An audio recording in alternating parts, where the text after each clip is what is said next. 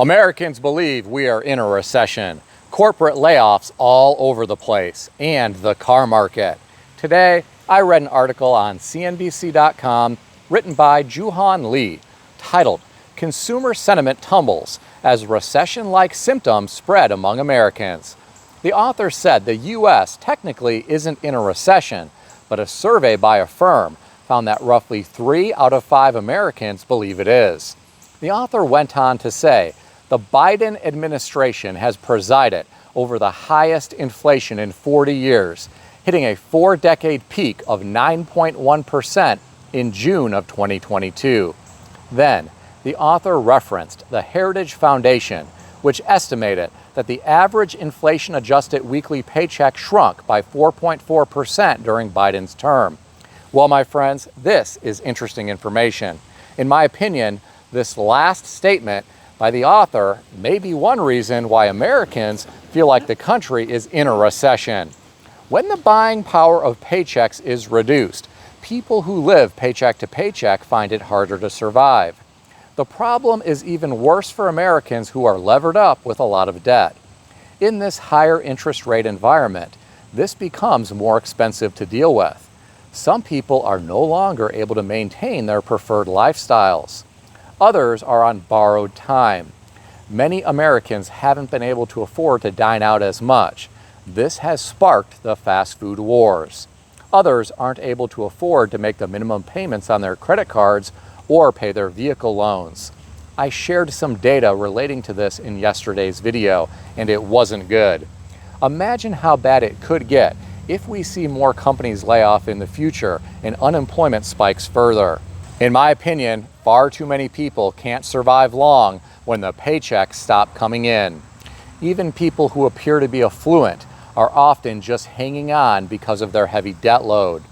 On the topic of layoffs, I read an interesting article on foxbusiness.com written by Aislinn Murphy, titled "Layoffs Announced at Multiple Companies This Summer." I'm going to blast through these as quickly as possible. Cisco will lay off 7% of its workforce. Intel will lay off approximately 15,000 employees as it tries to cut costs by $10 billion in 2025 as part of a cost reduction plan. Paramount Global will slash its U.S. workforce by 15% to streamline its organization. Stellantis will lay off up to 2,450 workers. The cloud platform provider known as Fastly will lay off 11% of its workforce. Axios will be laying off 50 workers, and Sonos will lay off 6% of its workforce. Ladies and gentlemen, consider that many of these people being laid off own homes and cars. Even if the homes are paid off, property taxes and insurance are still expensive. Utilities and maintenance are also expensive. For those who own cars, again, you have to pay for insurance, and maintenance on high-tech vehicles continues to get more expensive. When people get laid off, they have less money to spend into their local economies. They can't support restaurants and stores to the extent that they once could, unless they are financially independent. I suspect that isn't the case for most workers who get laid off.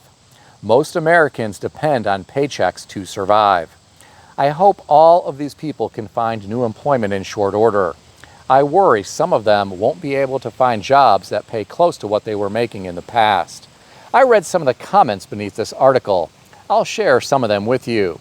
The first commenter said, "One of the biggest changes in our government that hardly anyone is talking about is the fact that data and/or numbers can no longer be trusted as accurate. Job numbers are constantly lied about or inflated. Big tech companies, multimedia companies, and small businesses alike have been cutting their workforce by the hundreds or thousands since Biden took office. Good, high-paying jobs are becoming more scarce." There was a follow-up comment. The person said, "The BLS always brings out these fantastic numbers, and the trolls crow about it. Then, 2 months later, when no one is looking, the numbers are always revised down." The next commenter said, "John Deere, who just shut down a production facility in Iowa, is moving jobs to Mexico." Someone responded to him and said, Don't forget that John Deere has already been making a large percentage of their equipment in India. We have a John Deere 5055E tractor that proclaims to be assembled in the USA, but almost all of the parts are made in India, including the tires. Well, my friends, the commenters always have interesting things to say. Regarding that last comment about John Deere, I was burned once. I bought a John Deere lawn tractor that said it was assembled in the USA. Most of it was manufactured offshore, and then some assembly was done here in the USA. It turned out to be a complete piece of junk. I sold it for whatever I could get out of it, and then I purchased a Hustler Super Z Hyperdrive with slipper piston pumps, a NASCAR-style hydro cooling unit, and it also came with a Grammer suspension seat, which is similar to what you might find in a semi-truck. It's a beast of a mower if you want to spend close to $20,000. I bought it as a tax write-off. I wanted something that was built like a tank that would last for years. I read another interesting article today. This one was on Yahoo Finance, written by Praz Subramanian, titled, "Used Car Prices Fall Again in July, Down Nearly 20% from Pandemic Highs." According to the author, vehicle prices continued a downward trend in July, the most of any major category in the Consumer Price Index over the last year. The car market continues to return to normal following pandemic-fueled inflation. Used car prices fell 2.3% over the prior month in July and 10.9% from the prior year.